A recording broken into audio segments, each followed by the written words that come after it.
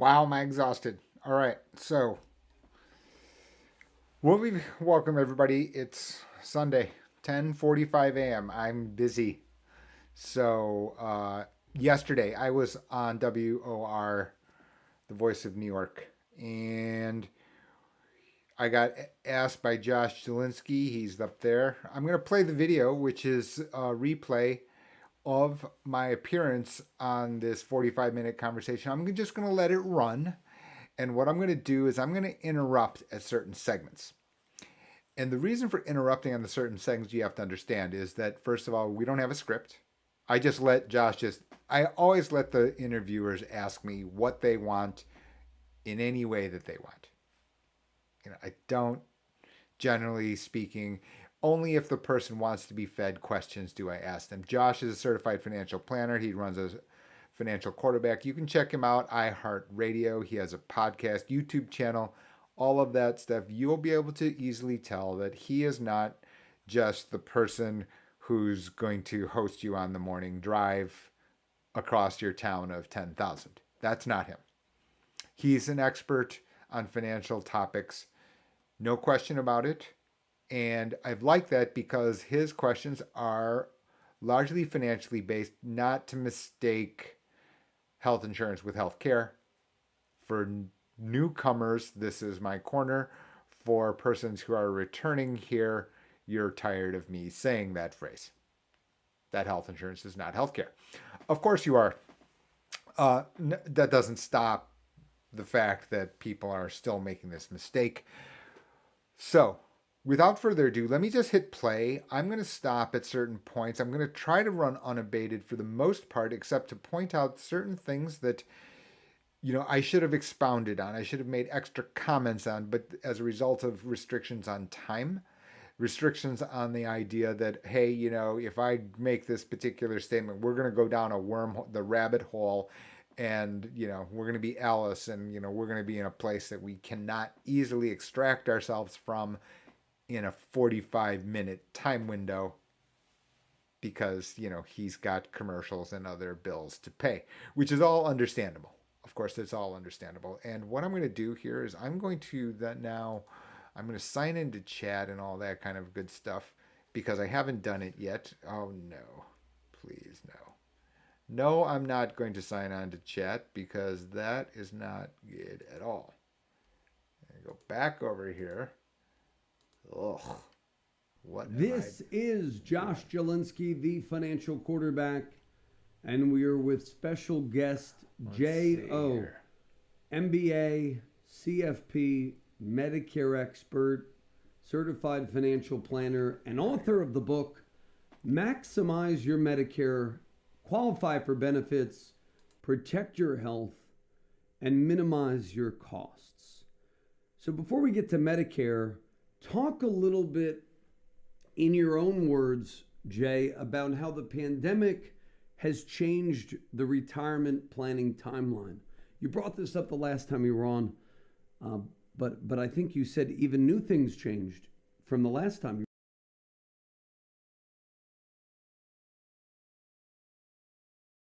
So right off the bat, you can see that, I'm kind of flying by the seat of my pants on this, meaning that, the technology to turn my microphone, and hopefully it's coming off good, well over there. That's what my meters tell me. So by all means, leave your comments, questions here. I'm here. This is not a rolling issue. I'm here now. We're watching the financial quarterback where I'm the guest. I'm going to start talking. This next few minutes is going to be about me saying what I've said on this channel a lot, which is the COVID has, of course, changed all of our lives. But in addition to that, the government response has changed the cost of health insurance as a result of the APTC, which is under the Affordable. And the change is so dramatic that for some, if you qualify, if you know what the rules are to qualify, if you know what you're doing, then yes, the retirement timeline may have changed. We all know somebody who is 66 who's staying on their job because they don't know how health insurance and Medicare work together. They don't know how their employer stuff works together. And because they are married to a 63-year-old non-Medicare eligible spouse and therefore delaying retirement, the fact of the matter is that the COVID relief acts, the many different ones, have combined to possibly change that entire thing. You're wrong. Thanks for having me, Josh. Yes, absolutely. That the pandemic brought, of course, higher levels of unemployment, including those persons who are retiring Medicare eligibility age, which is 65.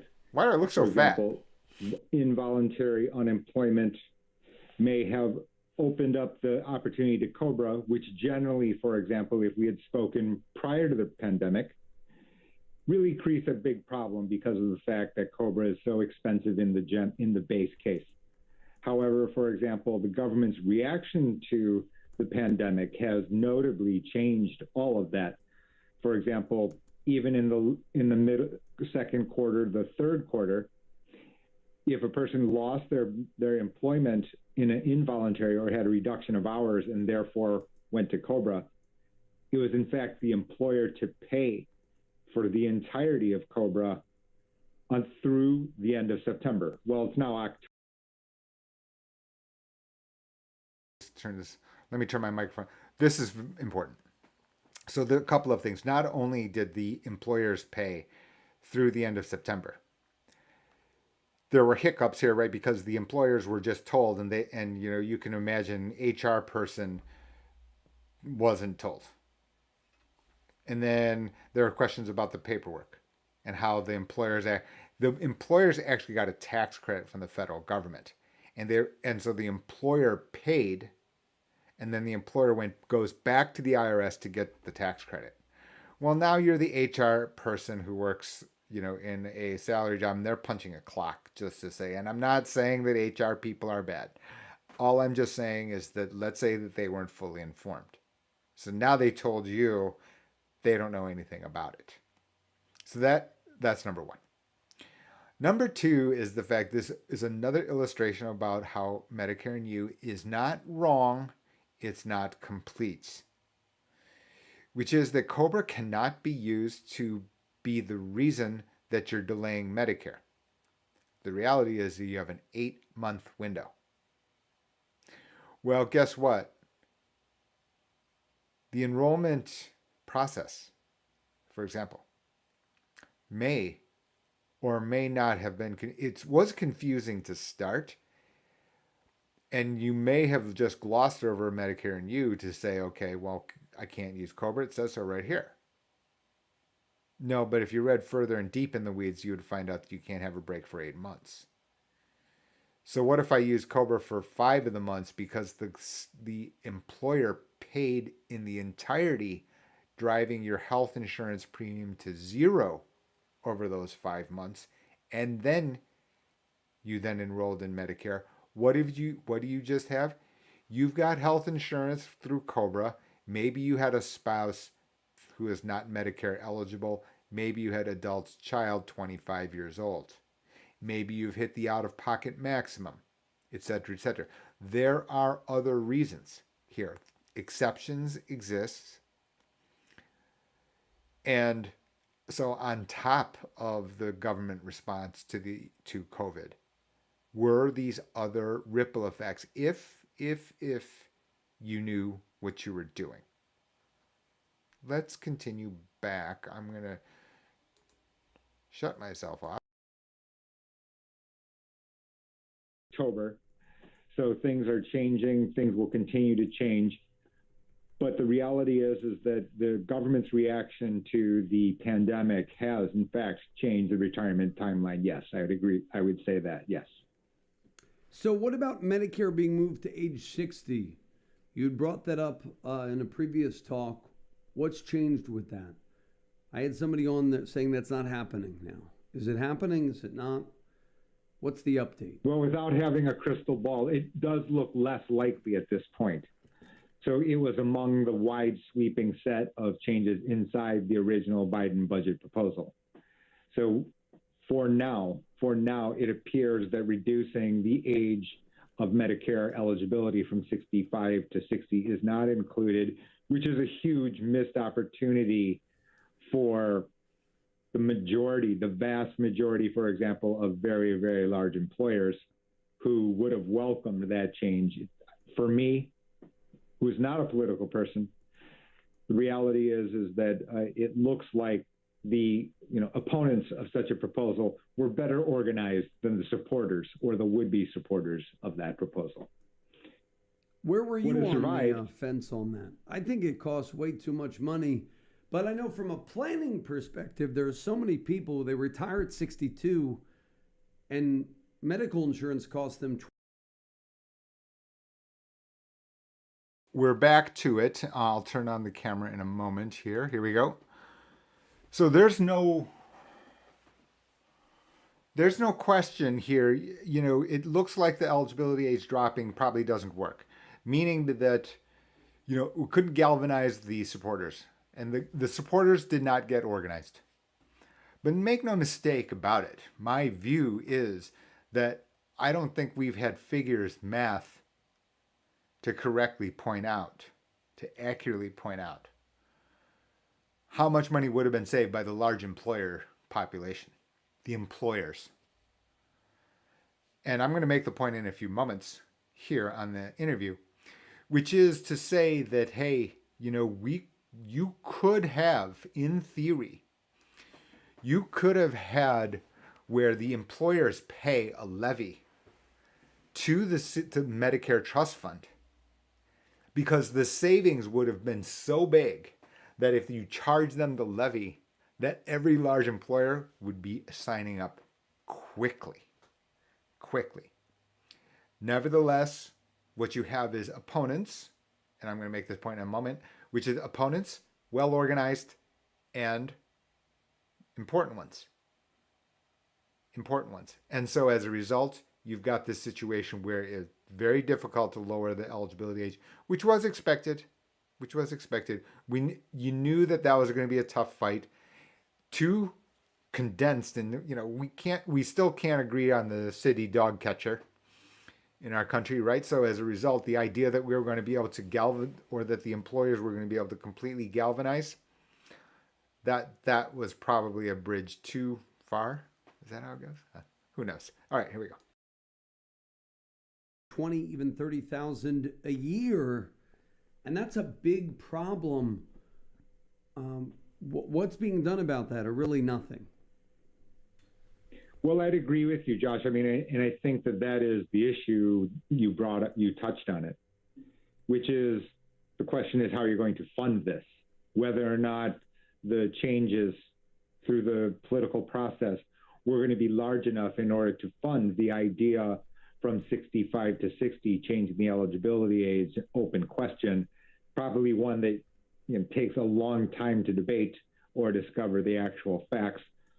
The reality is, for me, where I stand on it is, could you have introduced levies to those who would benefit the most and find a middle ground? That would have been possible for me. That, again, I'm not sitting there in command of the accounting precisely of underfunded pension, post-employment pension liabilities, for example. It's actually not the pension.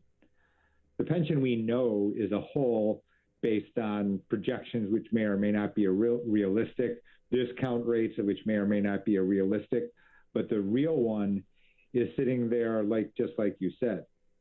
A 62-year-old who retires early may be entitled to retiree health benefits from their large employer, which, as you pointed out, is a post-retiree cost number which can easily be $20,000 for a retiree. And if they've got a family that they're also as a dependent, so you can easily blow that number into much, much larger numbers, which is really a fiscal hole that people can research on Google and easily find it. Now, what we were talking about with clients, and here we go again, back again. So if you go into Google, for the people who, the think tank people, the people who are curious about this topic, there's something called other post-retirement employee benefits, OPEB, OPEB. There is a time bomb in the United States. You can easily see it. Ask the city of Detroit, city of Chicago, uh, Texas teachers, where what, 1 year 30,000 retired teachers left the retiree health benefits because they had to weaken, because the employer had to make a fiscal choice. And that fiscal choice is to simply that it is not, the obligation of pension, that is already a contract. The obligation for health insurance, health care coverage, health insurance coverage is not in writing. Supreme Court said if it's not in writing, it's not guaranteed. It may have been the implied understanding that you were guaranteed. That is different than the guarantee itself. So the ripple effect, of course, is that someone retires at 63, early, not yet Medicare eligible. What ends up happening, they're entitled because they've fulfilled their tenure, the required years of service. They're entitled to retiree health benefits, which is $20,000. That exists, certainly exists. Once I figure out what I'm doing again, I'll be back to the video in due course. Let's go. And sorry to interrupt, but I just wanted to slow that down. Sometimes so much, you can get the audience needs to be kind of reined in, or the guest needs to be reined in for the audience sake. So you're a brilliant guy. Have you done? Okay, so make no doubt about it. It's very nice of Josh to say so. I'm just a guy. I've seen Brilliant. I ain't nowhere close to that. That's him doing a nice job of trying to get me to come to again to the financial quarterback, which I would be more than happy to do. So you can hear and see we get along very well. That's genuine. We've only kind of conversed here on the show. So nice of him to say so, but like I said, I'm just a guy, and let's just keep going because we're going to talk about what the missed opportunity was a little bit more in depth here.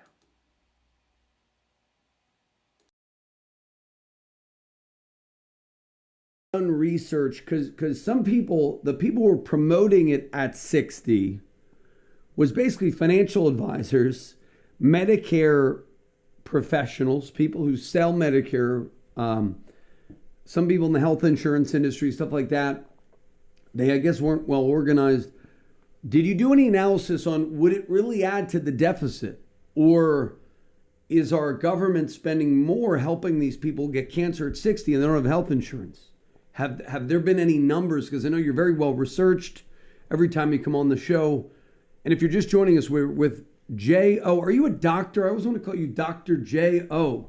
No, I'm not a doctor. I'm a financial person. My late father was a medical doctor. I'm a financial person. No, I know MBA, CFP, all these initials after your name. I didn't know if PhD was one of them. No, it's not. So, did you do any research on that or not really? Well, I think that data is, certainly looked for, but I don't think that I've seen it in print. Because in my gut, I would say, man, it's going to add to the deficit, which is why it was kind of shot down. The deficit hawks, the guy that always is talked about, Joe Manchin, who, he's apparently the most powerful man in the country right now. People act like he's a moderate. I don't really think he's a moderate. I think he's more like the old school Democrat of maybe 30 years ago. So I don't know. I don't follow the blow by blow. I'm certainly not interested in, what horses are being traded in Washington.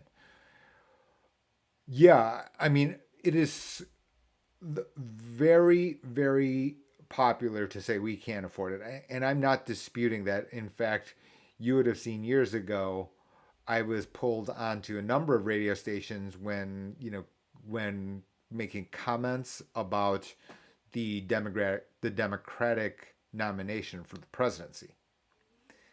That there were a number of health insurance proposals, Medicare for all certainly being the one with which was the easiest to remember, and lots of other variations. The thing here is, at that time, my question was, how are you going to afford it? And not only how are you going to afford it, but how are you going to get the other stakeholders to buy into it? A vital, vital fact. And, we're going to continue on with that. And this is going to be my point. And again, for those persons who are, who have seen other videos here on the channel, that not new, which is, I'm not presuming that any stakeholder is like crazy. No, I presume that every stakeholder has their point of view rationally formulated, not irrational. You don't get to those spots by being irrational. I just don't think so. I just not just throwing groups or people under the bus, just for kicks. Doesn't seem like reasonable. I mean, the infrastructure bill is still like 1.5 trillion. Apparently, they're raising that. I don't know what the cap is now. Do you know what the cap on that is now? What's the latest on that? Have you researched? They're trying to find some middle ground, right, between this 1.5 and 3.5 or something like that. I'm not keeping up to date because it moves and changes, and every day, who knows on what rationale is being used. So talking about, I think that you're right. Medicare. So if you have somebody who's 60, 62, they're forced out of their job, what do you recommend them to do for health insurance? You recommend them, I mean, sometimes we say, hey, go work at Home Depot or Starbucks or some place where there are some employers now, 20, 30 hours a week, you get health insurance. And they highly subsidize it. Certainly that's an approach. $15 an hour. What else would you recommend them to do to save on health insurance costs if they retire at 60 but have to wait till 65 to get Medicare? And I think that the last time we spoke, Josh, I hinted at it during the time that we were allotted. So as a result of the massive amount of governmental assistance, I think the one thing that did not get enough attention was the fact that the tax credits, they're called technically advanced premium tax credits, which are basically cash credits which are pulled up front to reduce your health insurance premium. So what was $1,500? Clients in Florida, for example, you can understand very moderate incomes in expensive parts of the country, just like where you're physically located. Very expensive health insurance, but the advanced premium tax credit so high to drive that $1,500 a month down to as low as zero in certain instances, that depending on a large number of moving parts. So you need guidance and help, but it is there if you know how to take advantage of it as a possible alternative, like you said, to taking a part-time job at Walmart as a greeter and then getting the requisite number of hours per week. Yeah, give the sticker out with the smiley face.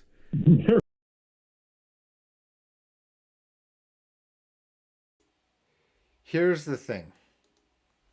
So it's not only that people didn't understand that this thing existed, but people don't understand many different aspects of this. Due to the fact that it's a tax credit, they didn't understand the ripple effects. And you can see other videos I put in there, there are other videos here on the channel. A lot of the times that I'm coming on these interviews, the fact is, I should just be going, here's the thumbnail of the video where I've already said this. Here's the thumbnail of the video where I've already said this. And, I'm not going to rename the channel like, Jay's I Told You So channel. That is not actually, me trying to flex on somebody. What it is the fact that along the way, as it's played, the ripple effects weren't a mystery to me. They were candidly very clear if you understood where to look. And here it is right here. Josh correctly points out, yeah, you can get access health insurance by being a greeter at Walmart. If that's you, that is totally fine. So, first of all, the people who are 63, you could have income, etc., and you can get Medicaid expansion. That also means a second set of people, which is that people have believed wrongly right from the beginning that the advanced premium tax credits is a means-based test. It's not. It's an income test only. The implication of this is enormous. That means if you have a farm of 50,000 acres, but your actual income is break even because you've had a drought, you can get the tax credit. And therefore, your health insurance can be, well, if you're really break even and you take no income from your farm other than, literally just your groceries, health insurance at zero is very, very possible. And that's just an illustration, meaning that if you've taken your retirement early and all of your monies are in non-qualified funds, and so you're living with post-tax money, your income is then therefore minimal. Even if your assets were in the millions of dollars, could you have gotten this tax credit and drive down, and therefore your entire forecast of the way that you would retire would be different? Absolutely. That is ultimately my point here. I thought to tease this out. It's actually a point I've not made in any video explicitly. But you can understand as a result, it's not only, all of the attention has been about the uninsured. Not enough attention to those persons who actually are insured, but could have done something about it if they had known that it was a tax credit, and as a result, the ripple effect of that fact. And it's not means-based.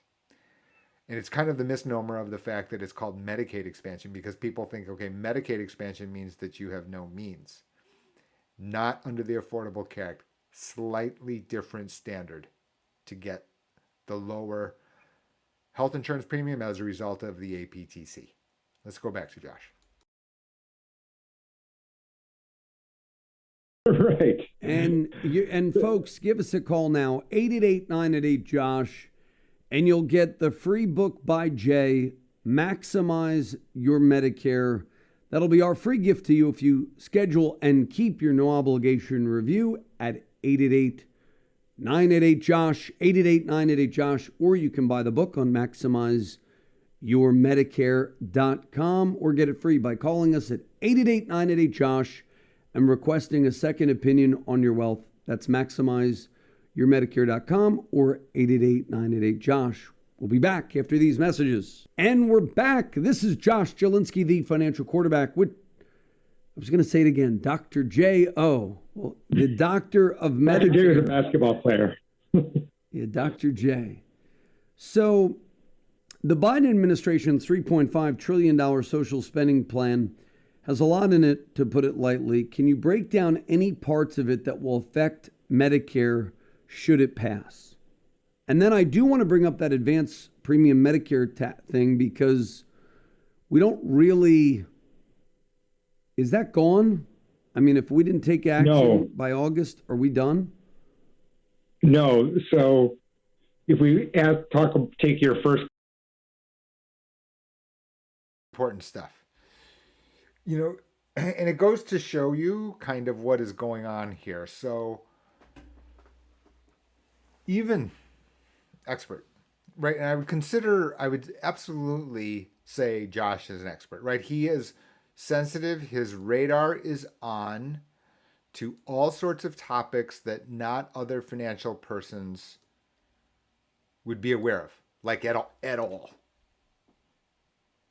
And I can just reveal to you that, multiple financial persons, advisors, came to me after they heard the live broadcast to make a comment, to say they're going to keep something in mind. I'm like, that's a very kind comment. By that same token, this is what we should have been thinking about all the time. You're an advisor.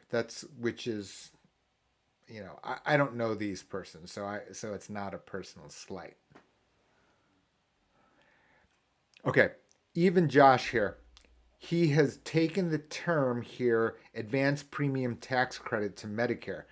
No, advanced premium tax credit is only for pre-Medicare. Medicare is, what I'm saying is that it created the attachment point from pre-Medicare to Medicare.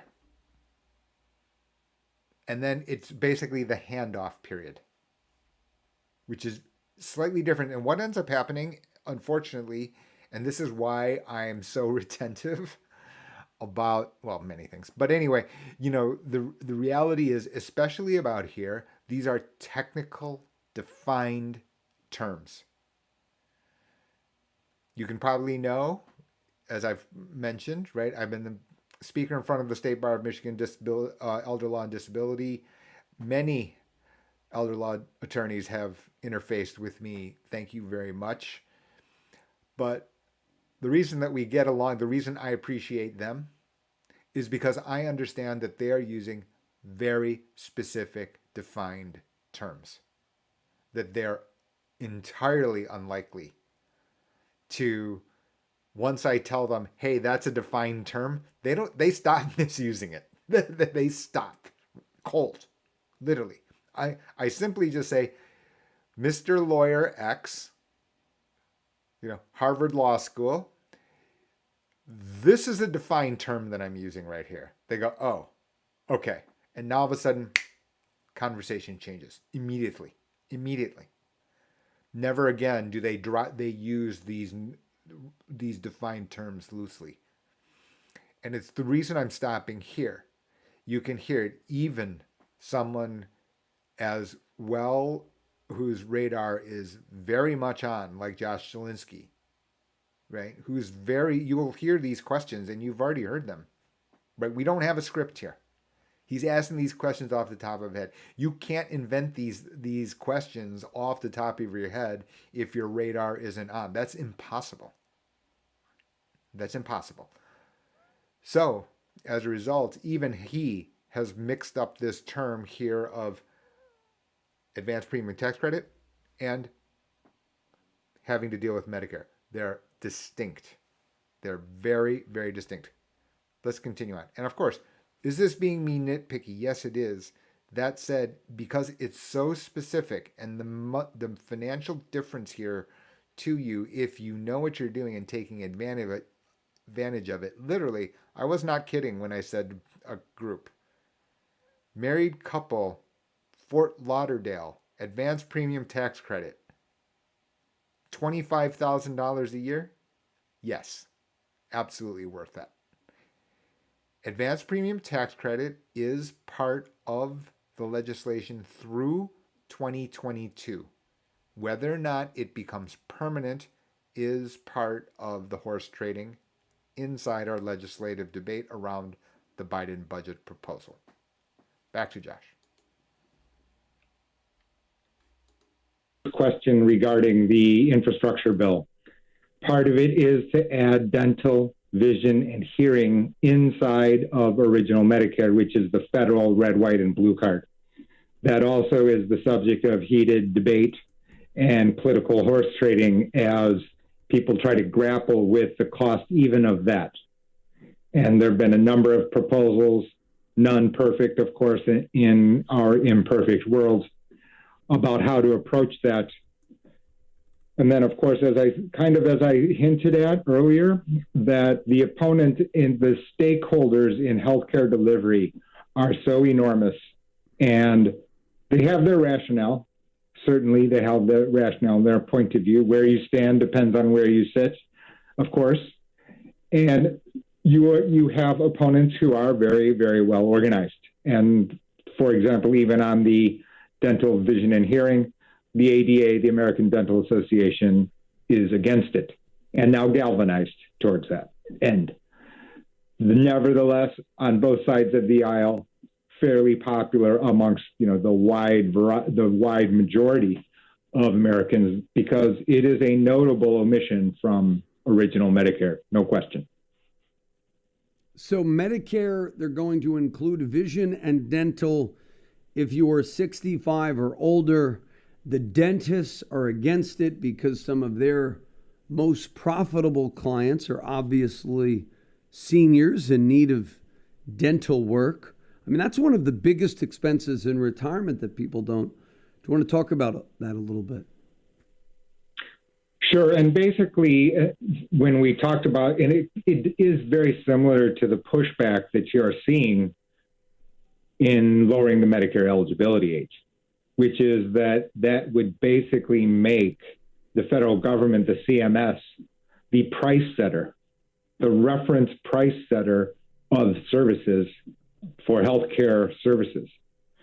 So, for example, you can understand why, if you're an insurance company, whether you're a hospital, rural hospital, or doctor, the payment rates from the CMS are lower than they are, for example, your employer-sponsored plan, your Affordable Care Act plan. And so you can easily attach that same logic to why the ADA would be against the proposal where the federal government was basically price setting for a large number of their patients. So who's So now, here's the issue. Okay. So many different topics, literally here, whether or not, knowingly they were this loaded. And loaded should not be negative again, right? There's no question. Josh is asking questions from the informed point of view. He's the informed. There's no question. That's the only conclusion that I've been able to glean after 3 interviews. This is not just, again, this is not your morning host talking about, last night's football game with the weather every 10 minutes and your morning drive. Right? Certainly not. So on dental and vision, many moving parts. Yes, of course, ADA is against it. Right? ADA is against it because of the fact that government is going to be the price setter. I think that's very clear. Right? They'd be dealing with a world where the government is relatively uninvolved, not completely uninvolved. Not completely uninvolved. We'll get to, but they would certainly be a larger part of the price setting process. Guess who else wouldn't like the government to be part of the price setting process? Everyone else. So let's not throw a rock at the ADA on that basis alone. If the government's interfering and setting the price of your business, you aren't going to like it either. Right? I'm not splitting atoms over here. What I'm just doing is trying to remove kind of like the histrionics of partisanship or, my philosophy of government. Right? I'm not at the bottom of the screen. You don't see that this is not called Thucydides' corner. Not, right? Nowhere in here are we saying, Jay's Leviathan is going to be doing, suggest X. Just wouldn't dare, right? I mean, because I know we wouldn't be able to agree. We would never come to an agreement, never. I'm trying to help you evaluate what the actual stuff is going on and why, so that you can conclude, hey, guess what? The rational actor, in this case the ADA, they're doing what you would do. Duh. Guess what? That's also what the AMA would do. And that's what also the American Hospital Association would do. And that's also what the insurance companies do. And on we go. Right? So I'm not in the camp of somebody by their identity is the villain, the single overwhelming villain. No one is completely innocent of these big stakeholders. I don't think it's fair to point anyone to single any one party out. Let's continue on with Josh. Who's going to win, the dentists or the anti-dentites? Who's going to win? That's a good question because, as I said, I think that is a common cost, like you rightly pointed out, which doesn't know a political party. You got a toothache. You've got a toothache. It doesn't matter whether or not you are for or against the infrastructure bill, and it's so popular. And like you pointed out, that the cost is very high, and existing the way that dental insurance works as a financial contract isn't really insurance. I tell this to our clients. I don't have a problem if they're interested in purchasing for whatever reason, but just as long as they understand the structure of the financial payout, the cash flows is not like their health insurance at all.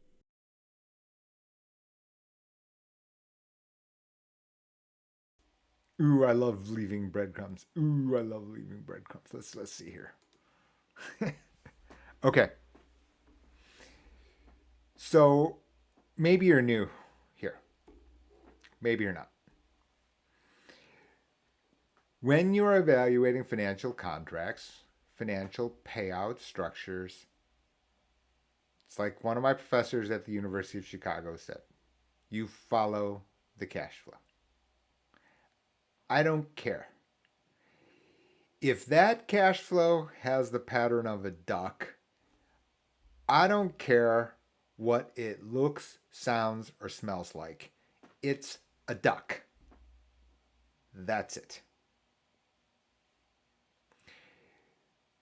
The issue here on financial contracts, people's understanding as a general, which is why I call it the much more than Medicare channel, is because people get distracted and confused by terminology to make it convenient and simple and easy. They could have made it easier by just measuring the cash flow and says, oh, this is the cash flow pattern of a duck. Let's call it a duck. Let's not call it an elephant. Let me see. I'm going to get a whiteboard. Hold on for a second. I wasn't planning on this, obviously. Anyone who's seen any of my videos knows that I can't be planning to look like this. All right? So this is like ridiculous because, I didn't realize that. All right. If you have health insurance, this is your payout structure, right? You're on the red, right? You're on the red. You pay the premium, which is minus the black line. The black line is zero. You're paying the red, and then if you happen to require health care services, you start getting benefits at this angle.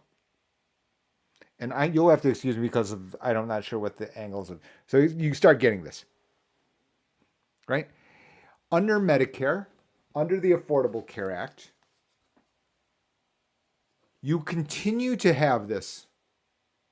Guess what this, hey, by the way, you option nerds out there, this is a call option. Guess what? Health insurance, call option. How looks like a duck, graphs like a duck. That's it. Dental insurance. Here's the challenge with dental insurance. And this is why I made this comment, the last comment to Josh. This is health, this is dental. Because while it goes up, you see this? It flattens out. What's that? Maximum benefit amount. This is the structural problem here with dental insurance and health insurance. This is dental insurance. That's not the same thing as what I just said was health insurance. Where under health insurance, this red flat line up here up at the top, this thing doesn't exist. If you have $5 billion of healthcare service costs, you keep collecting benefits. And once you hit the out-of-pocket maximum, you stop paying, which is another way of saying that you keep getting benefits. Infinite. Under dental, it's capped. So now you can see the problem with the cost calculation. You're trying to fit a square hole with a round peg. However the statement goes, I'm sure I've hacked it. These things don't fit correctly together. So you've got a problem right from the jump here. And now you can see the ADA, right? Because instead, what ends up happening is beyond that point, the bill is entirely the under dental insurance. Even if you have dental insurance, and people who have dental insurance know this, that if you have $20,000 of dental services that you've received, you get nowhere near $20,000 of benefits from the dental insurance company. I would have called dental insurance dental voucher. Anyway, no one's asking me. I'm just a guy sitting in front of YouTube on a Sunday morning. Hopefully I'm done before the Red Zone channel ends. Well, I already know that because I'm going to hit off if the Red Zone channel's on. So let's just continue on here with Josh. Shout out to him. Seriously, by no means, none of my comments are, we're talking live off the top of our heads without a script, right? At a high pace. And I'm blindsiding him with my comments, forcing him to react, think on his feet on just one of many topics at which he discusses every week. So it's kind of a misnomer to call it insurance, but nevertheless, you can understand that that would be wildly popular if added to the original federal card of Medicare. So give us a prediction. Will it pass with the dental provisions or not? I don't like making predictions. I'd have to guess that the answer in some form is going to be yes. If I were forced to choose yes or no, then I'd probably say yes. That said, you then have some operational issues. You don't get to flip the switch to turn it on. There's a lot of infrastructure and payments, etc. Who's going to be included, who's not. That entire network, the way that it would work, possibly just from an operational point of view, isn't completely established yet, not entirely. Now, certainly. Okay. So the reason, I didn't know exactly where I was going to stop here, but there it is. So technically speaking, you're going to have lots of back and forth right now on dental and vision. Lots. So on one hand, the reality is under Medicare Advantage, so there's Medigap, Medicare Advantage for those of you who are new to Medicare. More than 100 videos here on the channel. Dental largely included in almost every, and I say almost every because I haven't looked at every single, but every Medicare Advantage plan I've seen over this year, and it's many, has at least light embedded dental coverage. In addition to that, as a result, what that means is I don't want to see stuff from the opponents that, they're not used to it. Not entirely.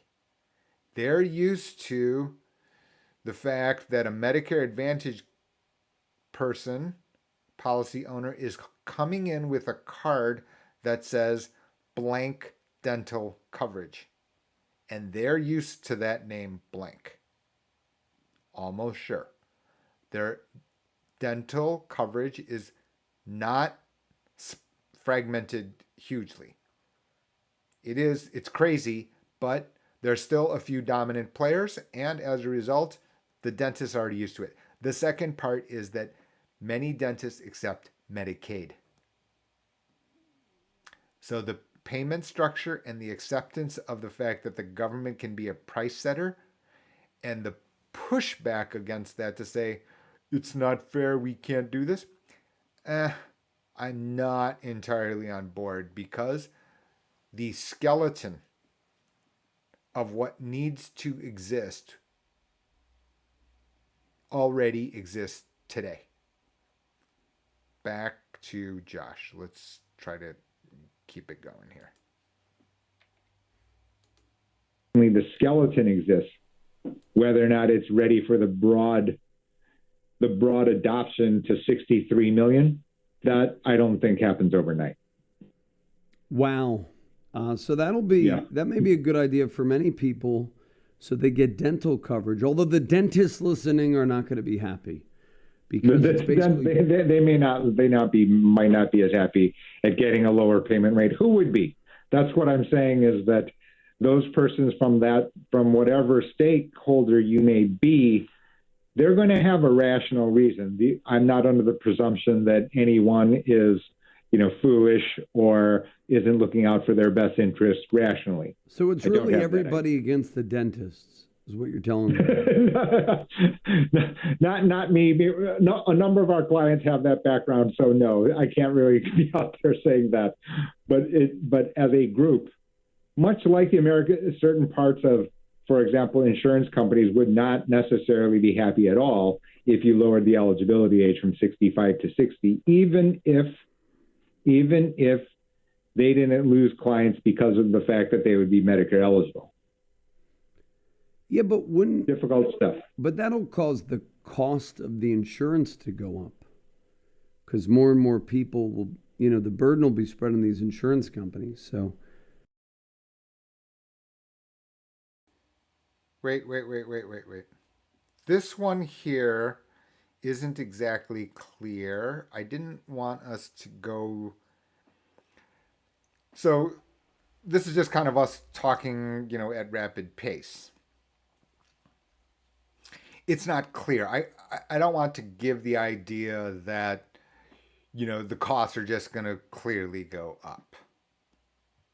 The cost to who?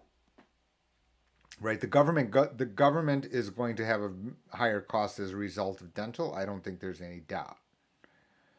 And so now what would you do? You increase the Medicare premium? Maybe. You increase the Medicare premium, but then have access to a wider network of dentists because all the dentists have to take original Medicare? Maybe. So in other words, I've been kind of neutralish because I've not actually seen what the structure of the I've not seen how this diagram is going to be affected based off whether or not dental would be included inside of original Medicare. Without making this a 10-hour session, let's just keep going. Try to do the best here. Thank you for joining. Be sure to like and subscribe. There are other more in-depth videos and commentary on everything. It's nice that Josh is an excellent navigator along that road, because he's asking from the perspective of persons who are knowledgeable about financial topics. You may have gone to him. You may have gone to someone that looks like him, meaning that is a financial person. And you'll understand that they also will have these questions. Nothing's free, The feedback loop is incredible, no question about it. And that's why when you asked for a hard and fast answer to predict or what the net cost would be, I think that's a very difficult calculation to even make, much less than to be proven to be correct after the fact. For a 62-year-old, however, I would definitely encourage, back to kind of what you were saying as far as strategies go, I would definitely take a look at the Affordable Care Act and the way that the advanced premium tax credits. And then also that has a ripple effect on financial planning as a whole. There's no doubt about that. So do you think that the COLA Social Security increase will mean Medicare premiums will increase, sort of offsetting each other? I think to a large degree, I think that now we're in safer waters, I think that is a very safe prediction, Josh, which is that that part of the pandemic, the government's response to the pandemic, the CMS did report what the Part B premium would have been in the absence of COVID relief acts, which would have been approximately $160. So are there any changes that our listeners and viewers on our YouTube channel, and folks, if you're listening on iHeartRadio podcast, download it. We are in the top 10 of downloaded podcasts in all of New York. I think we were 6th or 7th behind Charlemagne the God. So, and some other ones, apparently he beat us out. So we got to share that with all of our listeners. I think we're 6 or 7.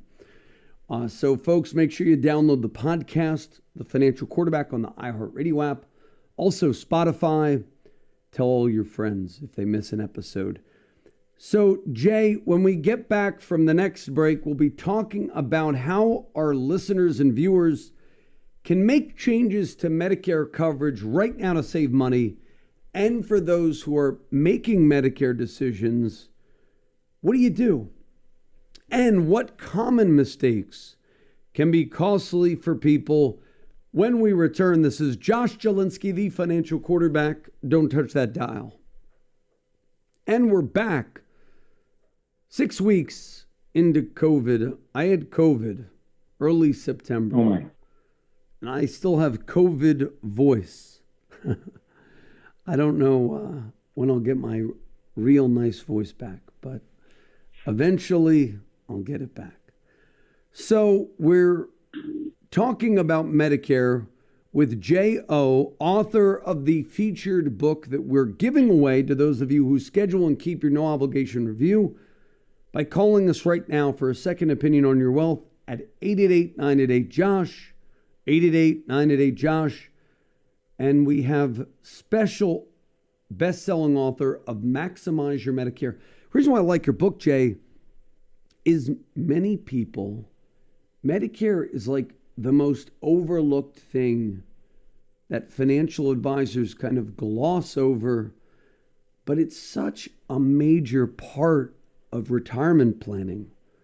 I want you to speak to that first, and then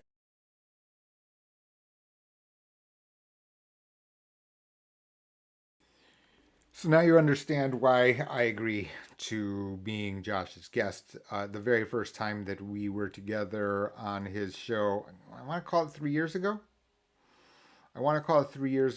That, we were together. And, basically here, this is exactly right.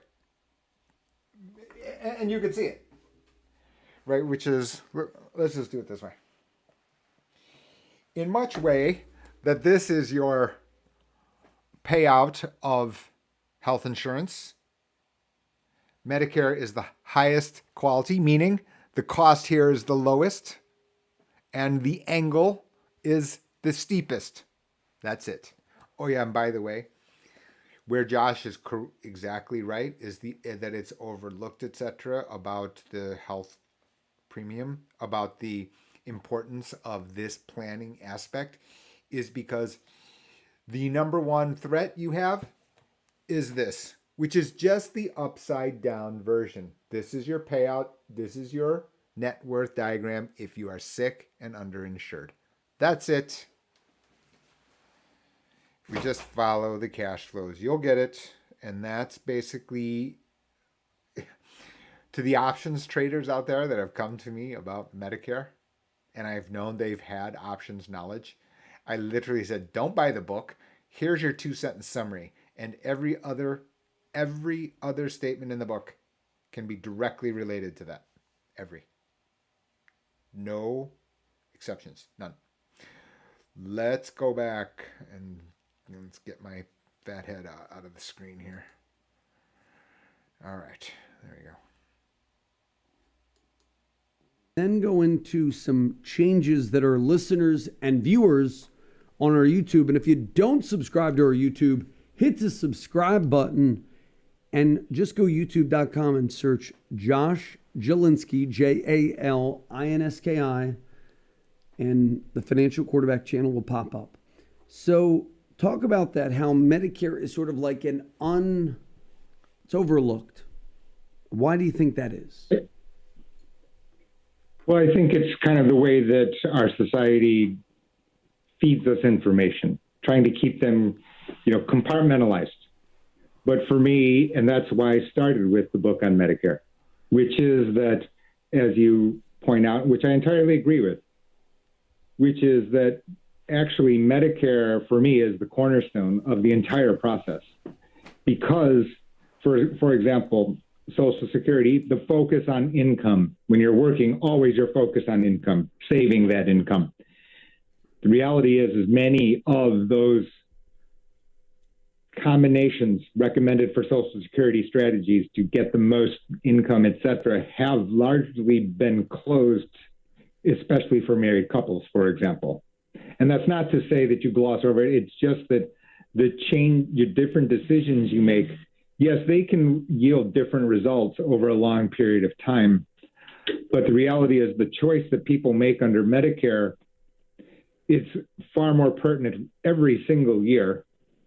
And not only that, the options that you have when you are first enrolling in Medicare are entirely in the buyer's favor, entirely. But then when you give them away, the time passes, the options that you have access to start to erode. And of course, I'm sure that I don't need to tell a financial person like you, Josh, giving away free options, not a great idea, to say the least. When you are first eligible for Medicare,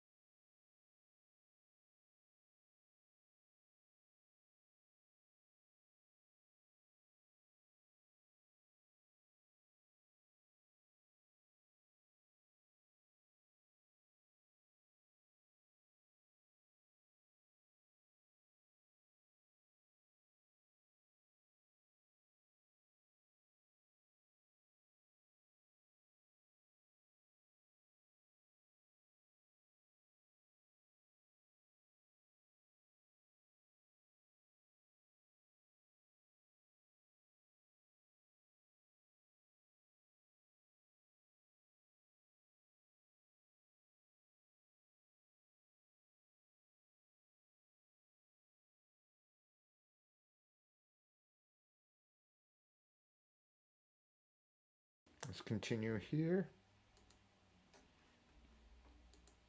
Here, the options are actually unlimited in the buyer's favor, unlike pretty much any other financial contract.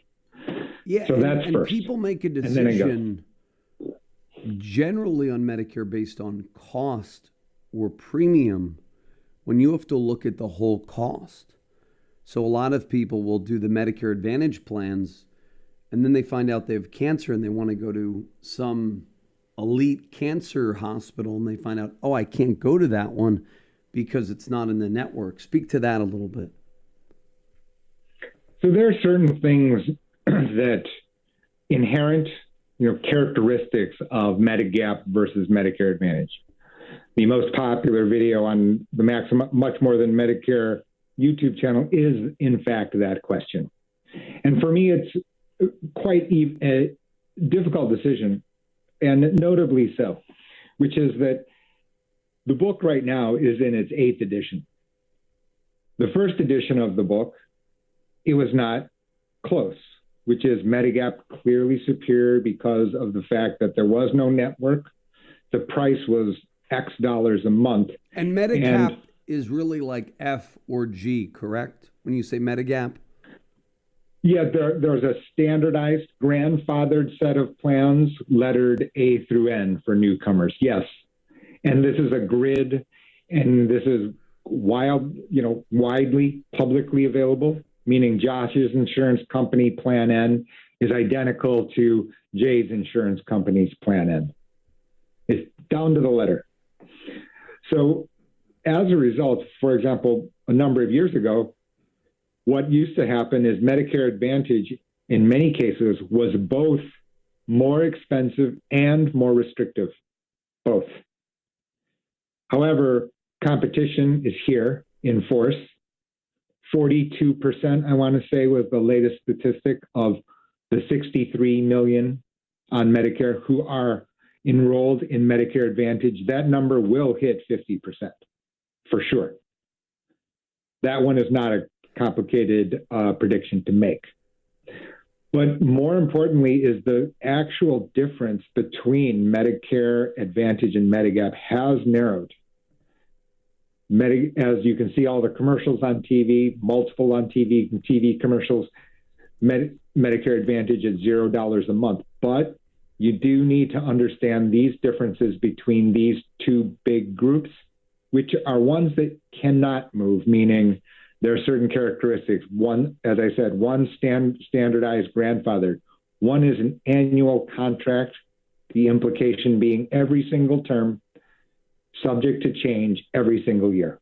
And we can never get away from that, even if the premium is lower, even if you're Mr. Perfect, you never go to the doctor. What do you mean? I'm losing you. I'm losing you on that point.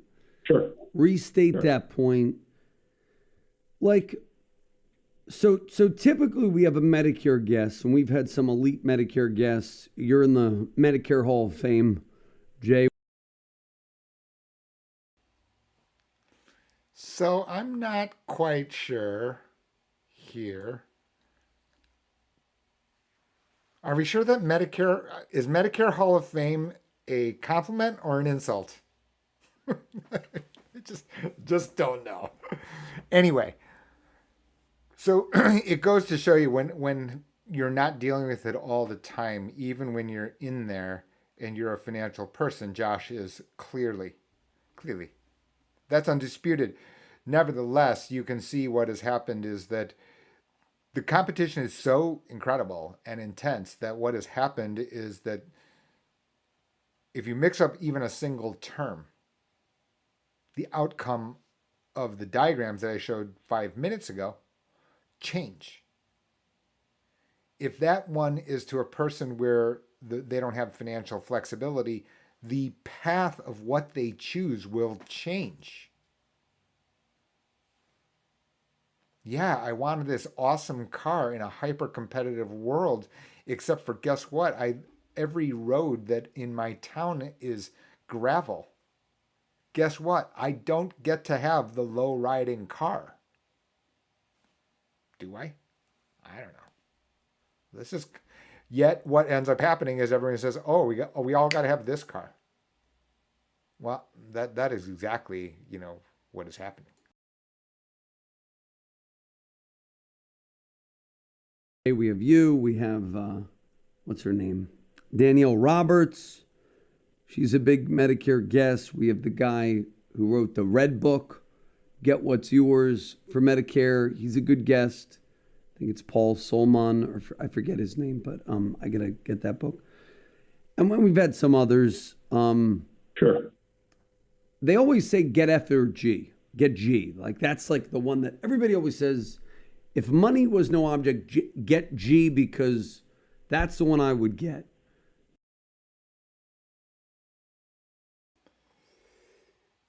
Oh boy.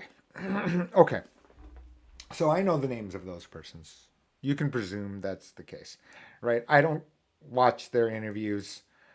I don't, I don't troll them in any way because I don't want, well, first of all, those diagrams can't be wrong. Sorry, right? I mean, in the sense that this is an option, that's it. There's a singular formula, that's it. Fisher Black, Myron Scholes, you created this construct for that diagram. There's a singular one. All the other stuff that we're talking about, Medigap, Medicare Advantage, Part D, deductible copay, coinsurance, etc., they're just describing different things to tweak the level or the angle or the conditions of which that diagram of the cash flow occurs. That doesn't change the diagram. It changes the angle. That is not changing the approach of the diagram. It isn't. So as a result, that's how I ignore a bunch of other messages. A bunch of them. Josh here is correct. Other persons are going to say, okay, well, if money is no object, then G. Other Medicare people, including people who represent themselves as gurus, are now comparing other plans. So I've got this on a couple of different sources. First of all, there's a Plan G versus Plan N video up on the channel. For paid subscribers to the Substack, there's another closed video, on stuff that I'm not saying in public, because I'm all part of the message is, yes, certainly to say, okay, this is the way it works. Consumers are empowered. I want you to have the clear information, even-handed information. It just can't be clear. It's got to be even-handed. My point is that most of what you're being shown is not even-handed, right? Because even this comment here, right, glossed over the idea is if money is no object, Plan G. And I'm going to stop him. You're going to hear me stopping here. You're not seeing me throw a rock at the conclusion, but what I'm saying is that the conditional phrase he used just a few moments ago before I stopped the camera doesn't apply to 40%, at least 40% of people on Social Security who live on Social Security as their only source of income. Only.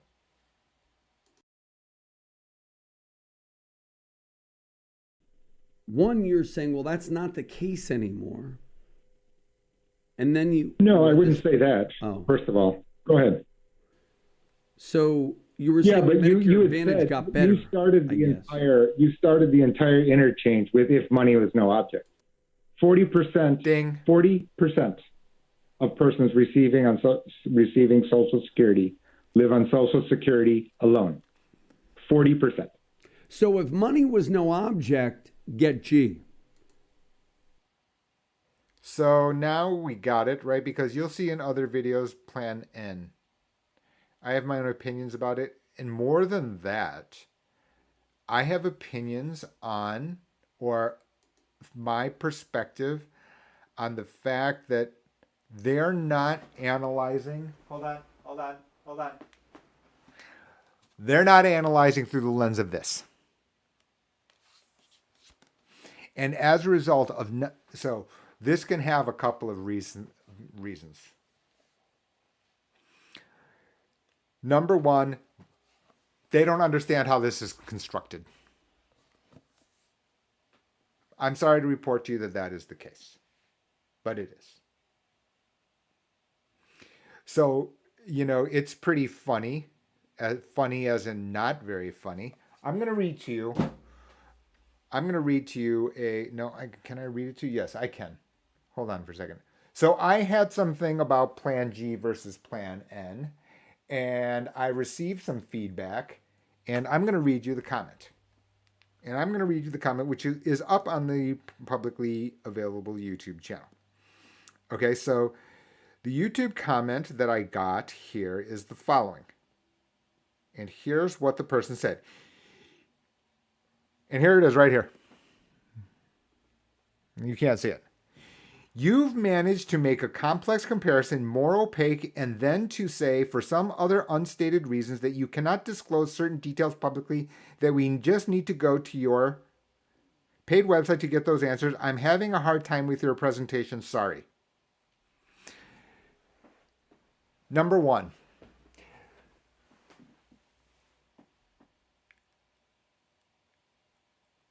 Unstated reasons, because then I've got to discuss the actual construct and mathematic construct of how this got built, to which other Medicare gurus have no idea of how this thing actually works, what the inputs are, what creates different angles and outcomes of this. So now what ends up happening is this person on YouTube, right? You can see it.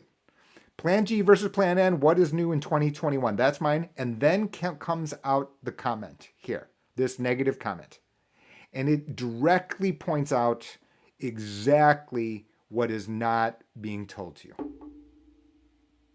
It's not less complex than what's being shown to you. It's much more complex, way more complex. This stuff here, over here, it's not hard if you have a degree in physics. If you have a college degree in physics and I showed you the formula here, you will laugh at me. I promise. You will. You will laugh at me. If you're a math major from college, you're laughing at me. This is like child's play. You're not out of your sophomore year in college. Right? However, that's not what the background of the gurus. They're not math majors. Right? They're not finance MBA. They're not bond derivative traders, which I have been. Right? Whose entirety is about the creation of this and how the payouts work. So this person with this, right? He correctly understands that it's complex. But if I have to go into all of the things on on why it's complex and where the other gurus are wrong, and then somebody in public is going to mishear that interpretation and then twist it around, and then guess whose fault it is then? It's mine. And since I can't allow that misunderstanding, I have to have a gate. So you, Jack D, you're wrong. You're wrong because why? It was complex, you're correct. And the reason I can't show it is because it's far more complex than what other people are letting on. I have to calm down a bit. Let's just continue on. But Sure. If you're struggling living on Social Security, Medicare Advantage is much better than it used to be. I guess would be the summary point. He's got it right. He's got it right. Yes, and even that has variations amongst that principle, which is even, for example, some persons maybe feel like they're living marginally from a financial standpoint. But if their health situation is so dramatically requires ongoing serious healthcare service that they knowingly will face every year that they're alive, well, still, even if more expensive, then it may be that Medigap is still the superior choice because of those inherent differences. And I'm not disputing what the other guests have said. I'm just saying that if money is no object is a caveat, it's a condition that simply is not a practical if statement when I give in the context of 40% living on Social Security alone. What I mean is I try to make everything simple. Sure. And nothing is ever as simple as it seems. Yeah. I get that. Yeah. But it seems that if you're doing well financially, G is the way to go. If that is, go ahead.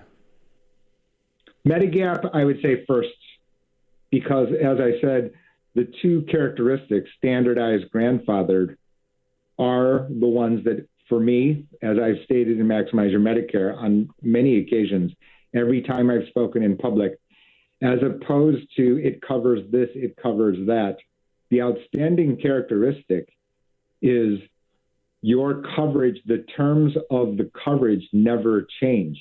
That means the grandfathered, meaning once you've signed that contract, financial contract, it's yours. The seller has no leeway. It's standardized, meaning... Even if you get cancer, even if you get heart attack, stroke, if you pick correct. G, you're going to be... That insurance company is going to be forced to take you every year for G. Correct. And then, now what about, you got Humana, you got Aetna. They're always the same. So if you go to Humana G, it's the same as Aetna G. Is that correct? And Josh's insurance company and Jay's insurance company, correct. So yeah, I shouldn't be promoting insurance companies who are not sponsors of the program. But right, exactly. But next year, for example, let's say I want to go from Jay's insurance to Josh's, and I get cancer, but I want to stay on G. Jay has to take me even though I got cancer. Is that correct? Not necessarily. But Josh's, because I had Josh's, has to keep me every year. That is for sure. Okay. Which is good. And that's why I'm saying that the principle is the more important matter. Yeah.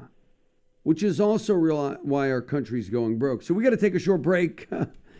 When we return, this is Josh Jalinski, the financial quarterback. And if you like what you're hearing from one of the most knowledgeable guests on Medicare in the country, J.O., you'll get his book, Maximize Your Medicare, free when you schedule and keep your no obligation review at 888-988-JOSH, 888-988-5674, 888-988-JOSH. And we're back. This is Josh Jalinski, the financial quarterback, with J.O. of MaximizeYourMedicare.com. So we're talking about Medigap. You got the G if you got some money. If you got the G's behind your name, pick G. But if you're living paycheck to paycheck, Medicare Advantage may be the way to go. Is that correct? It does deserve, I'm just saying that it deserves more attention than most of YouTube videos, etc., may have you believe. Yeah, because I'm on YouTube, so if you're I'm throwing a rock at myself. If you don't have money for a couple $100 a month premium, Medicare Advantage can be free, right? I mean, in some cases, you have to be enrolled in the federal Medicare card, but there are many instances, almost in every location in the country, your national show, iHeartRadio, other listeners from other places outside of New York, In other locations, there's almost every single location has a plan, Medicare Advantage plan, that has no additional premium. Correct. Wow. So that is really worthy of consideration if you are frugal or if you're struggling. Now, this is a very good point that, it can also be that you're frugal, very frugal, right? I've had persons with, comfortable living who have said to me, and correctly so, they just attached their common sense, which is, I've made mention about this on Medicare Advantage versus Medicare Medigap in 2021. There's another video. Like I said, there's going to be a video on every aspect that we've talked about throughout this interview here. But the reality is that, there's a report to say, well, under Medicare Advantage, your costs are higher. Yeah, that can be the case. Inpatient hospitalization, or you need, 50 MRIs. That is correct. That is correct. Is it true every year? The article that other people have quoted as evidence, the article's not wrong. In fact, I would agree with it. That said, the article has a boundary, and that boundary does not cross a 10-year span, a 20-year span, a 30-year span. Doesn't. It says that year the cost can be higher compared to a person with Medigap. Even that is now subject to competition. That's my point. That's my sole point. It doesn't change the inherent differences, annual contract versus standardized and grandfathered.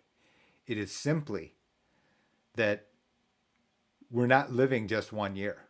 We're living multiple years, and then when combined with your financial situation, then your conclusion can logically, rationally be different compared to the information, the sound bites that you're being, bombarded with. Well, you could see this is a big long sound bite of being bombarded. But anyway, you understand my point. Let's continue with Josh. Well, it used to be that it was like you would get an inferior quality of care. And I've noticed, like Geisinger in Pennsylvania, where we have a ton of clients, all these groups are gobbling up other hospitals, other doctors, negotiating with Medicare. And so now that drop in quality used to be G would be better quality. The drop in quality isn't really that much of a drop because pretty much the hospitals are in league with Medicare now. Is that true? I mean, I'm just kind of thinking about it. Very complicated soup, Josh. We don't have like 15 hours in a row to talk about it, but I do think that you are seeing that, and I don't think that trend is going anywhere soon. Meaning the hospital systems and insurance companies are teaming up, having alliances, which can appear to persons, if they don't travel as much, if they understand the way that Medicare networks work, even if out of network, they can accept your Medicare Advantage card. The reason I wrote Maximize Your Medicare is the language looks the same. It works differently, fundamentally. What you thought was a term that you knew because you have a PhD in Greek doesn't really matter, because when you become Medicare eligible, they may be speaking Mandarin. And the same terms, even if they sound like the same word, can mean something very different, working differently. And as a result, it is actually, from a practical point of view, has made Medicare Advantage far more competitive than it would have been, for example, if you consider your HMO that you had when you were 60 years old and purchased for yourself. It also, I guess you would want to look and see, well, where would you go if you have surgery? So, for example, Absolutely. There's Braven in New Jersey, where they have Horizon, Blue Cross Blue Shield, Hackensack Meridian, and RWJ Barnabas. And if you live in New Jersey, most likely you're going to go to those networks. But would the negative be, if I want to go to Sloan Kettering in New York, or I want to go to the Penn system in Philly, am I like out of luck, I guess? I guess that would be the negative. No, that would depend. Mm-hmm. So there are many shades or species, if you will, of Medicare Advantage. So you have abundance of choices. For example, Ann Arbor, Michigan, almost 70 Medicare Advantage plans, 70. Wow. In which case, each detail is up for competitive pressure amongst the sellers. So if we know nothing about insurance, let's just say we were just comparing snowblowers, cars, lawnmowers, and there were 70 different models, we're pretty sure that the sellers are going to be competing away every single feature. But I thought you said they're right? always the same, like they're standardized. So what you're saying is the Braven or whatever it is, XYZ, Acme Insurance.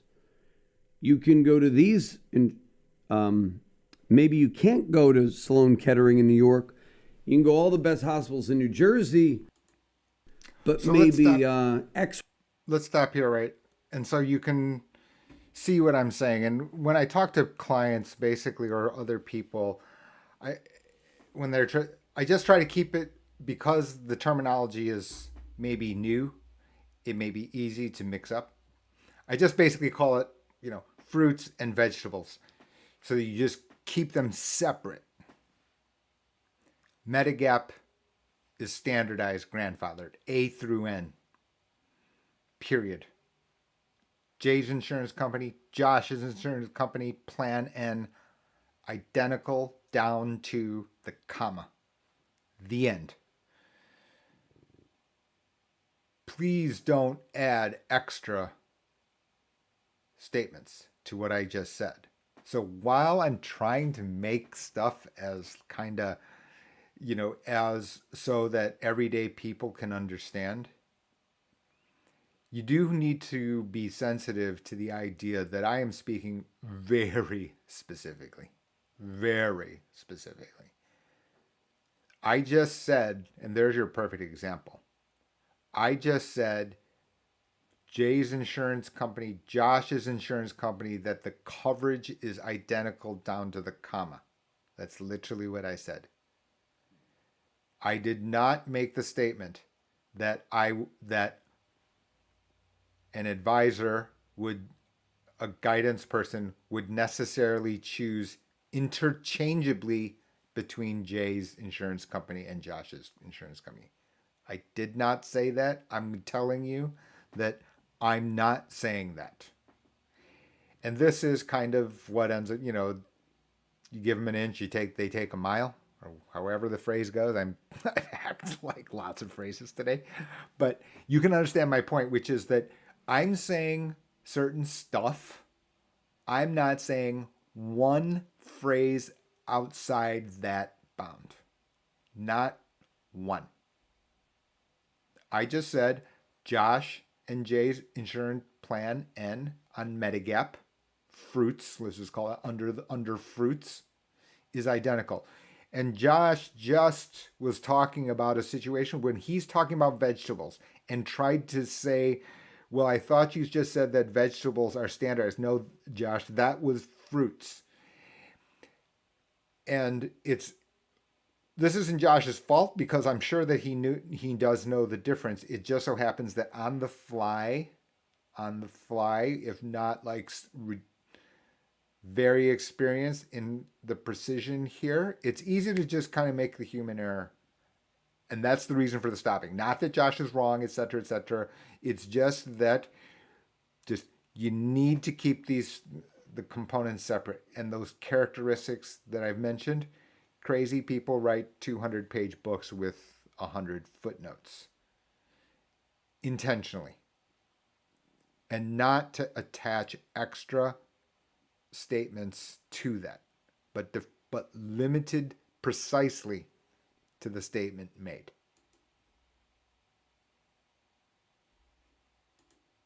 XYZ Insurance Company Your Jay's insurance company, they'll cover Sloan, or they'll cover.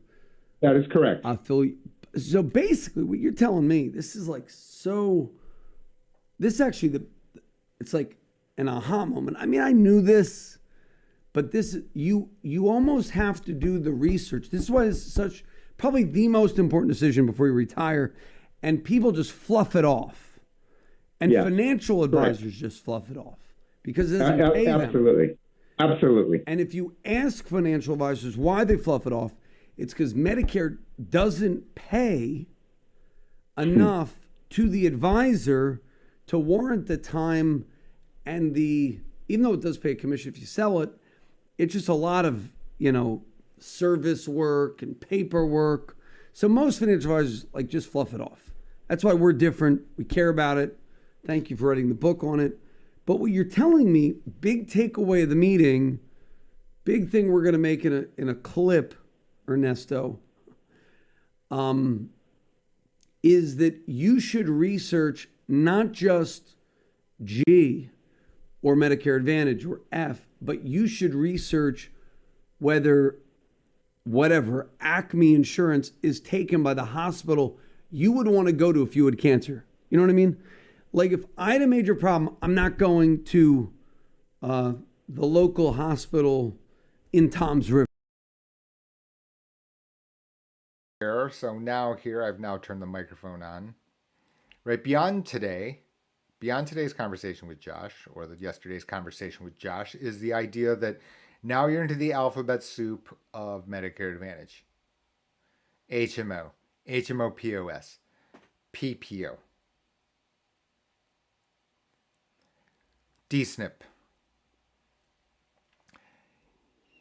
The reality is that PPOs will be accepted at your healthcare provider if they take the federal card. That is then their network. You will have a different out-of-pocket maximums in most cases. Again, being competed away. That is certainly the case. So what Josh is saying is true especially true under old definitions of HMO, HMO POS, PPO. Not necessarily true because the market is moving. Meaning that even these details, the definition of what an HMO is, the definition of how an HMO works, the definition of an HMO POS, the definition of a PPO, how each of these subsets, even within Medicare Advantage, is moving, and it is notably different than an HMO when you bought it when you were 63. Way different. Let's go back to Josh here. No offense. I don't want to die. No. I mean, I want to go to Philly. When my son was not doing really well, we went to Philly. Went to Children's Hospital in Philly. We didn't go to the local, NICU.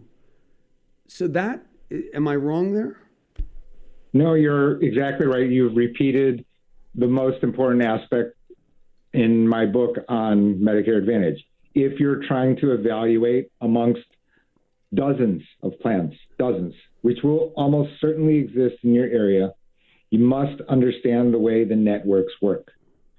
Now, that does not mean necessarily that you don't have access to the hospital of your choice. It may mean that you have to pay more, but even that has a limit because every Medicare Advantage plan has an out-of-pocket maximum, every. And what is that out-of-pocket maximum? Again, every last detail subject to intense competition by the sellers. Well, give me an example. Last detail. Give me an example. I've seen a plan, for example, in Southeast Michigan, the nicest suburbs of Detroit, where the annual out-of-pocket maximum, and you can go to any provider that accepts federal Medicare, hospital or doctor, and the annual out-of-pocket maximum is $2,900 in a year. including $2,900 a year, full stop. It costs $0 a month to access this plan.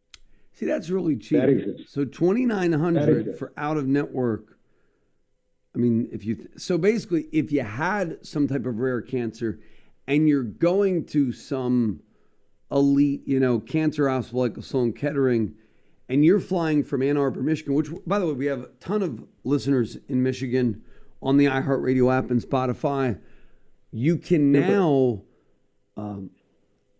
go to Sloan Kettering, and the worst that would happen is you're going to be paying $2,900. Is that kind of what you're telling me? That's exactly what I'm saying. But by the same token, other plans, that number will be $10,000.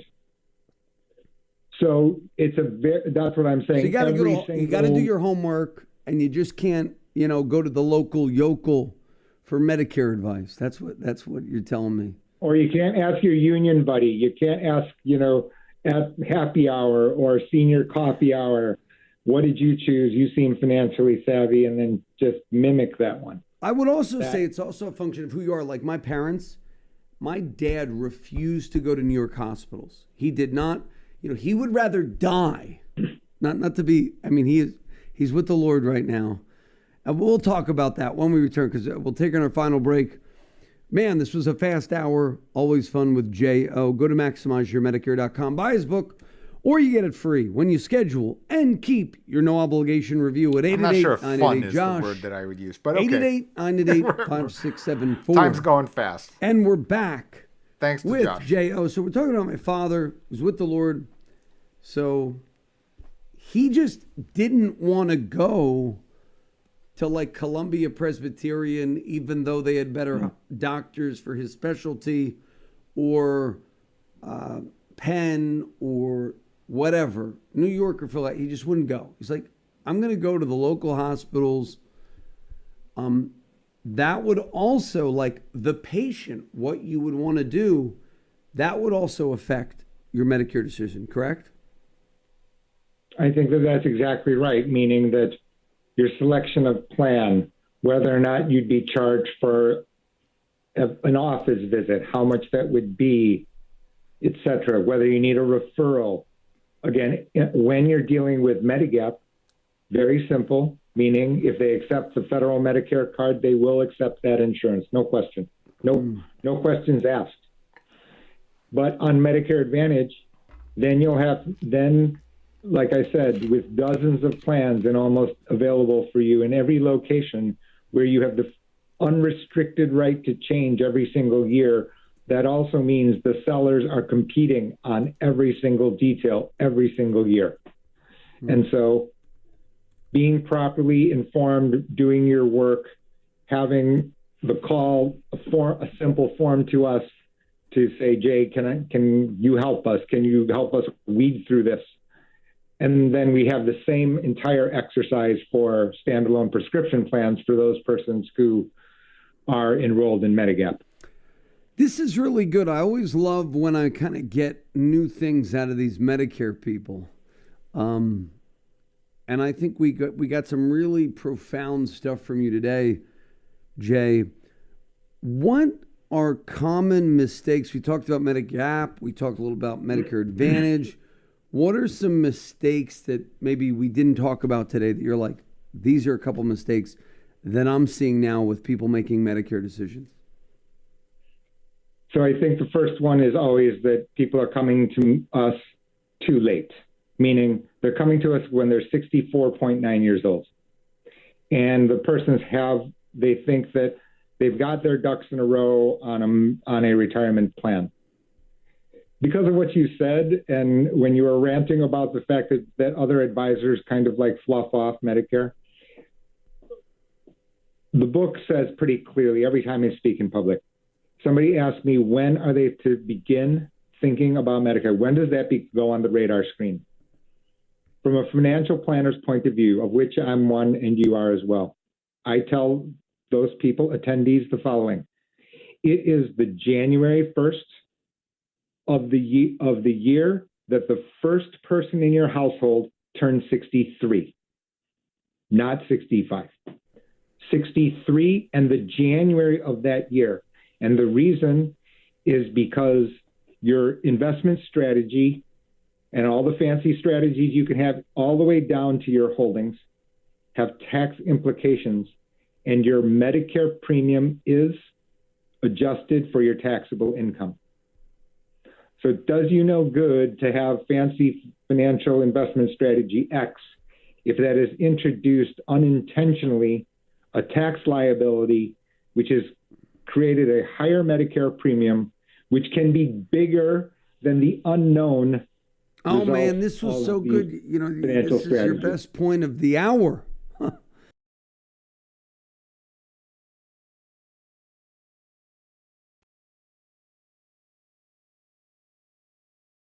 You're absolutely right.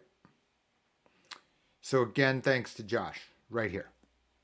Because not only did he give me the time to make this point, right? But in addition to that, he correctly points out, to his great credit, that this is the extra value here of Maximize Your Medicare. If you look at MaximizeYourMedicare.com, you'll see the review from a professor from the American College, which is the entity which awards the CLU, CHFC, many other designation to financial professionals. Because he understands because he understood, that professor, Josh understands here after I've made the point, that these interactions are enormous. Maximize Your Medicare is about just the book, right? But the reality is what I'm saying right here during this part, and the reason that I've stopped the video right here at this spot is that the beginning of today's live session was talking about the Affordable Care Act and the advanced premium tax credit and et cetera, et cetera. Well, if you thought it was big and it would affect your IRMA, which is the technical Medicare term, it's rounding error compared to the errors that can happen under the Affordable Care Act and the APTC. Rounding error. And I'm not going to obviously say the name or the location, but I've seen this error be $10,000. $10,000. One household. One. That what happens is that when you make this error, not only do you make the error, there's no way to unwind the error. This is not your holding in GameStop or AMC. You've lost $20 a share on 100 shares. So you ripped around, you sold it in E-Trade or Robinhood, cost you zero friction, no commission. This over here is a tax matter. And then what happens is the calendar year flips. It becomes January 1. You don't find the error until March of the year for an error you made the prior year.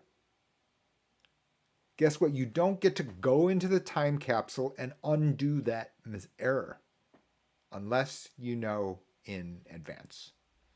And this is the point that I'm making.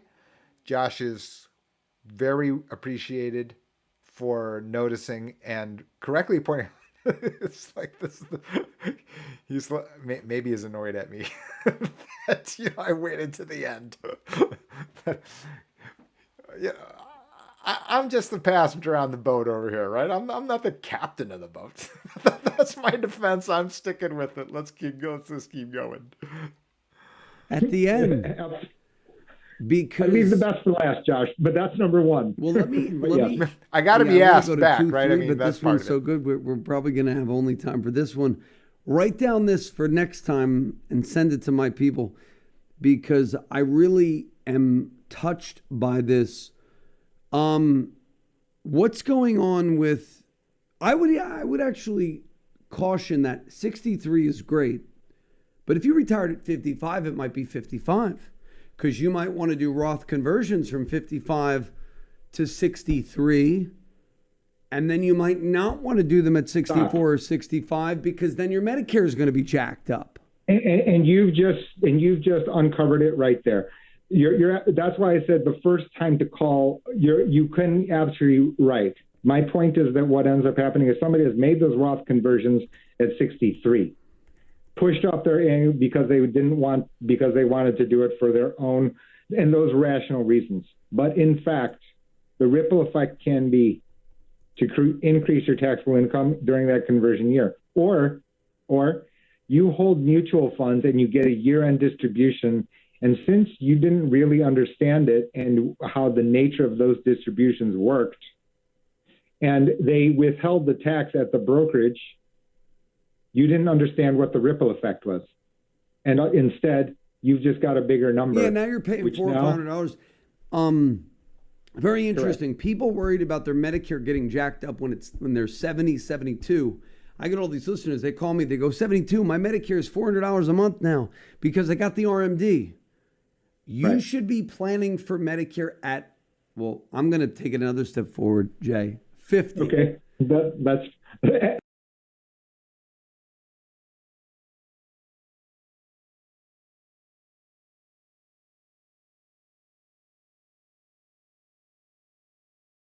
So I'm still incompetent, I'm not entirely sure how to drive the whole streaming thing. Yeah. So no question, Josh is right here, right? I mean, by that same token, I'm not going to expect people start to reach out to me at 45 years old, right? Because the reality is that, okay, well, everyone tries to resist the acknowledgement that everyone's getting older. So it'd be unreasonable for me to say, okay, well, buy Maximize Your Medicare at 35 or 45, except unless you're trying to help your parent, in which case you absolutely should. That's different. That's a totally different topic. One that I've made, but, like I said, my point here is that here the issue is that, yeah, if you keep backing it up, you can see Josh is talking about well-off persons to kind of drive down your taxable income as best you can in future years so you don't get hit with IRMA, which is the income-related Medicare additional premium. It's a tax. It's a tax. And again, back to walks like a duck, quacks like a duck, it's a duck. Higher income, higher payments. That sounds a lot like tax. Cash flows match that of tax. Guess what? Tax. Affordable Care Act, higher premium, higher income, higher premiums, tax. Absolutely. So I don't also want to say that it may have sounded like, hey, the Affordable Care Act is the greatest thing since sliced bread. I didn't say that. Again, the statements that I'm making here, while I'm trying to make it so that everyday people can understand, are not more than the period they're not further after I've stopped the sentence. They're not. They're not intentionally. It's not to be used as evidence of, oh, this crazy person thinks that the Affordable Care Act is great. Because I've just told you it's a tax because it walks like a tax and it quacks like a tax. It was sold to you as, if you like your health insurance, you can keep your health insurance. So there's that. Let's keep going. That's right. 50 to You're absolutely 55, right. Because here's why. I have a dear client in her 70s. We met now. We did a 10-year drain of her IRAs, built the Roth, built the tax-free. She's now, this person has $2 million and they're in a 0% state income tax in New Jersey, paying the lowest Medicare possible because we properly structured things with insurance, with Roths, with tax deferred programs so that they didn't pay those extra taxes on mutual funds.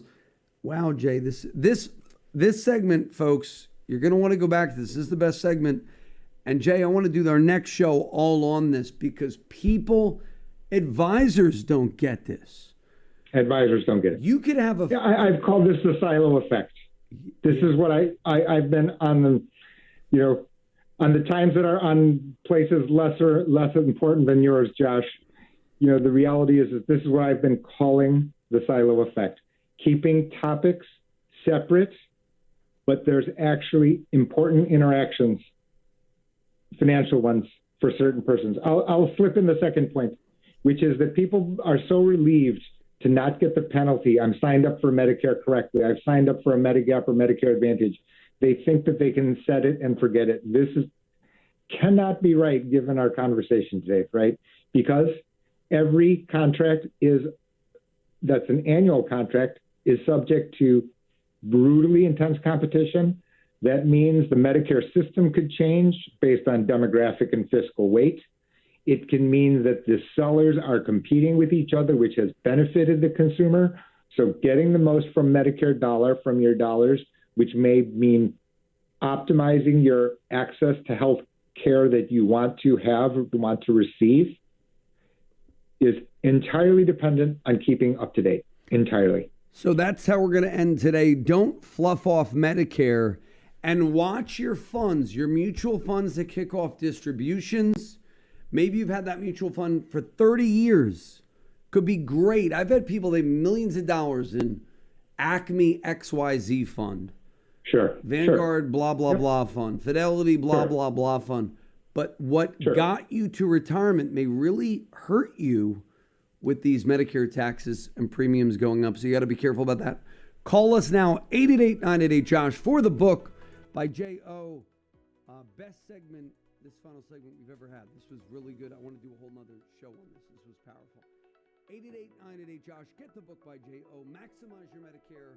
MaximizeYourMedicare.com is his website. Thank you for joining us.